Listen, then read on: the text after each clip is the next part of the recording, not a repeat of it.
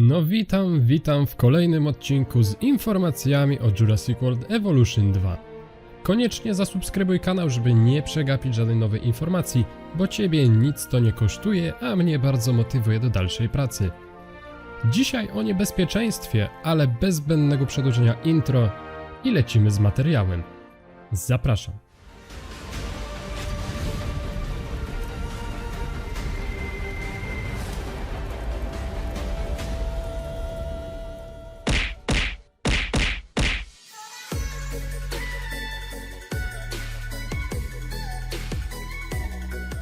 Coś dużo informacji się pojawiło w zeszłym tygodniu, nie uważacie?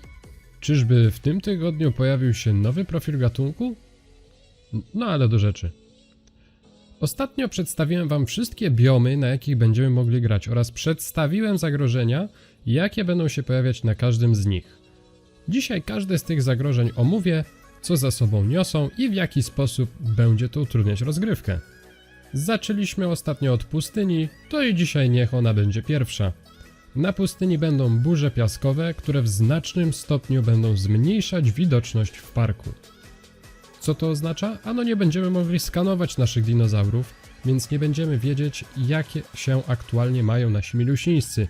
Ale to nie tylko my będziemy mieli ograniczoną widoczność, bo nasi goście również będą mniej widzieć, ponieważ zasięg widoczności ze wszystkich miejsc widokowych zostanie na czas burzy piaskowej zmniejszony. Oprócz ogólnopanującej ciemnicy, to jeszcze silny wiatr niszczący budynki, a jakby tego było mało, to będą nasze pojazdy narażone na awarię silnika. Na skutek burzy elektrownie będą okresowo tracić moc, a przez silny wiatr, jaki wtedy będzie, to choroby będą się szybciej rozprzestrzeniać. Zatem jak sami widzicie, nasi strażnicy na pustyni będą mieli całą masę roboty, to znaczy do momentu, aż im silnik się nie zepsuje. Zatem jak sobie z tym radzić? Po pierwsze schrony dla gości, dla budynków stacje ochronne, a przed utratą zasilania będą nas ratować zapasowe generatory, czyli chyba coś na zasadzie substation z jedynki.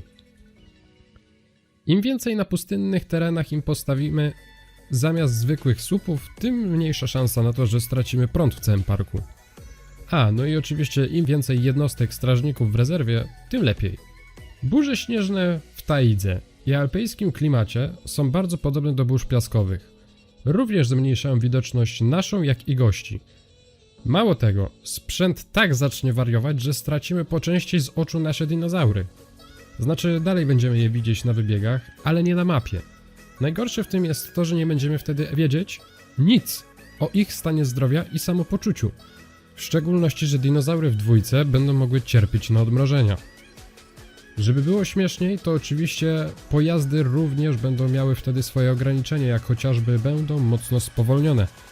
Przez śnieg oczywiście. Zatem jednostki MVU będą musiały znajdować się gdzieś blisko wybiegów. Jak sobie z tym wszystkim radzić?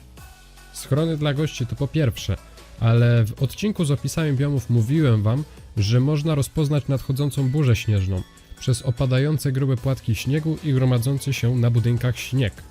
Zatem gdy zobaczysz któreś z tych oznak, strzeż się. Huragany w klimacie tropikalnym to chyba najmniejsze zmartwienie ze wszystkich.